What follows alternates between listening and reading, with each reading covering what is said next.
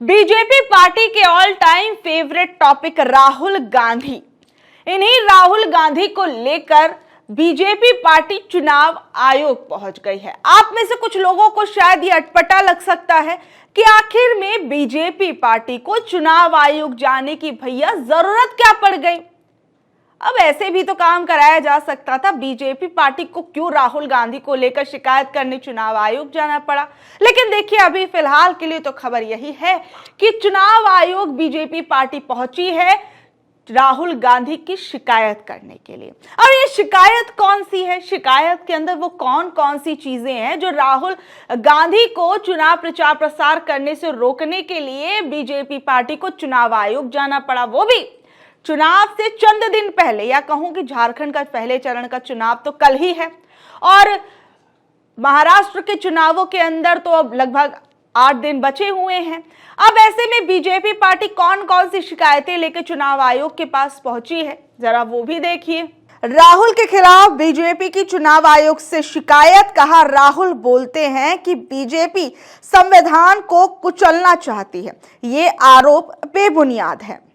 एक बड़ा आरोप जो है वो राहुल गांधी पर बीजेपी के नेताओं ने लगा दिया। अब चुनाव आयोग इस पर क्या एक्शन लेगा, ये तो बड़ा सवाल है। और एक्शन शायद ले भी ले, यहां तो उम्मीद की जा सकती है ना, क्योंकि देखिए अब कोई एक अल्पसंख्यक समुदाय को लेकर कोई बयानबाजियां करे तब चुनाव आयोग कुछ नहीं कहता है। बटेंगे कटेंगे जैसे नारों का इस्तेमाल, जिसे खुद बीजेपी के कई नेता सुनकर सकते में आ गए, ऐसे नारों का इस्तेमाल किस तरीके से धुआंधार तरीके से महाराष्ट्र और झारखंड के चुनावों के अंदर हो रहा है वो तो किसी से छिपा हुआ नहीं है। किस तरीके से जो तरह तरह की जो बयानबाजियां हैं वो इन चुनावों के अंदर की जा रही हैं, करोड़ों करोड़ों रुपए के कैश पकड़े जा रहे हैं, उस पर किसी का ध्यान नहीं जाता है। आचार संहिता का उल्लंघन करते कितने नेता जो हैं वो नजर में आते हैं कई बीजेपी के, लेकिन उस पर चुनाव आयोग की नजर नहीं जाती। लेकिन शायद इस बार राहुल गांधी से जुड़ा हुआ मामला है तो शायद चुनाव आयोग इस पर अपनी प्रतिक्रिया दे दे।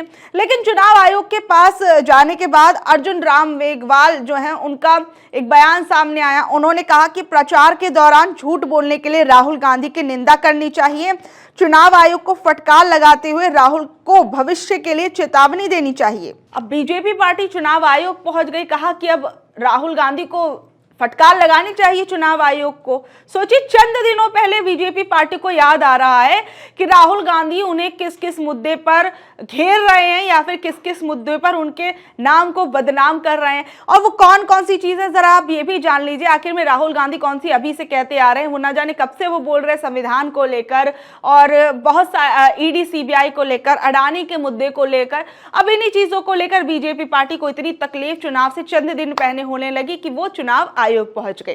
तो देखिए, सबसे पहला वो बयान जिसमें जो बीजेपी पार्टी है वो चुनाव आयोग पहुंच गई, जिसमें राहुल गांधी ने एक बार कहा था कि तमाम उद्योगों और नौकरियों में देखें तो वहां पर एससी एसटी समुदाय के लोग और अल्पसंख्यक समुदाय के लोग नजर नहीं आते। गरीब तबके से आने वाले लोगों को भी जगह नहीं मिलती है। अब राहुल गांधी ने और इस बयान में ऐसा क्या कह दिया जिससे बीजेपी पार्टी को बड़ी तकलीफ होने लगी और राहुल गांधी पर पार्टी का गलत प्रचार करने का आरोप लगा दिया गया। देखिए जरा, आप देखिए, इस देश में तकरीबन 8% आदिवासी, 15% दलित और तकरीबन 50% ओबीसी, और उसमें आप 15% माइनॉरिटी जोड़ दीजिए। अगर आप इन सबको जोड़ो तो 90% ये लोग हैं, आदिवासी, दलित, पिछड़े वर्ग के लोग, माइनॉरिटी के लोग 90%। मगर अगर आप देखो, हिंदुस्तान की संस्थाओं को देखो, मीडिया देखो, बड़े बड़े बिजनेस देखो, अंबानी अदानी वाले बिजनेस, जुडिशियल सिस्टम देखो, कोर्ट कचहरियां देखो, आपको 90% में से कोई इनके अंदर नहीं दिखेगा। हिंदुस्तान की सरकार को 90 लोग चलाते हैं, आईएएस के लोग हैं। अब इसमें एक और चीज, राहुल गांधी ने एक और बयान दिया था कि अगर आपको कहीं नौकरी नहीं मिल रही तो आप आरएसएस की मेंबरशिप ले लीजिए तो आपको नौकरी मिल जाएगी। अब राहुल गांधी ने और क्या कुछ कहा था वो भी आप सुन लीजिए। हिंदुस्तान के इंस्टीट्यूशंस हैं, संस्थाएं हैं, ब्यूरोक्रेसी है, शिक्षा का सिस्टम है, स्वास्थ्य का सिस्टम है, संविधान में कहीं नहीं लिखा कि एक पार्टी को, एक विचारधारा को अपने लोग हिंदुस्तान की हर संस्था में डालने हैं। यह इंडिया गठबंधन कभी नहीं करता है। आप देखिए, आज देश में यूनिवर्सिटीज के वाइस चांसलर्स की लिस्ट निकाली है। उस लिस्ट में आपको मेरिट नहीं दिखाई देगा, सिर्फ क्वालिफिकेशन सिर्फ आरएसएस की मेंबरशिप का है। वाइस चांसलर बनना है, आरएसएस की मेंबरशिप लीजिए। साइंस के बारे में, ज्योग्राफी के बारे में, हिस्ट्री के बारे में कुछ मालूम ना हो, कोई फर्क नहीं पड़ता। आरएसएस के हो, सीधा आपको उसमें जगह मिलेगी। और ये एक संस्था के साथ नहीं हो रहा है, ये हिंदुस्तान की सारी संस्थाओं के साथ, इंस्टीट्यूशंस के साथ हो रहा है। ऐसे ही राहुल गांधी ने कहा था कि युवाओं को रोजगार मिलने चाहिए और जिन फैक्ट्रियों में युवाओं को रोजगार मिलना चाहिए वो आपसे छीन लिए जा रहे हैं। आपकी जमीन है, आपके से छीनी जा रही है। ईडी, सीबीआई और चुनाव आयोग केंद्र सरकार के इशारे पर काम करता है।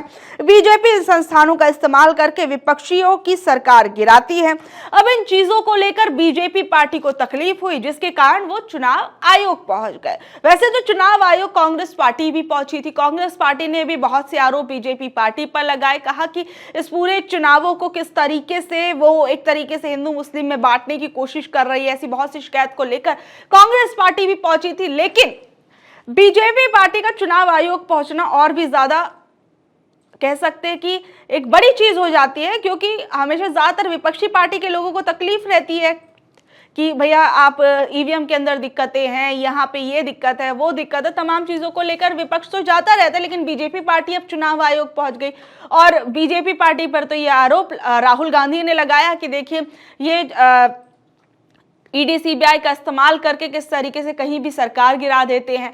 और सबसे बड़ी चीज आप ये देखिए कि चुनावों से चंद दिन पहले ये चीज की जा रही है और महाराष्ट्र और झारखंड के अंदर जो स्थितियां हैं, बीजेपी की बौखलाहट एक तरीके से आप कह सकते हैं वो सामने आ रही है।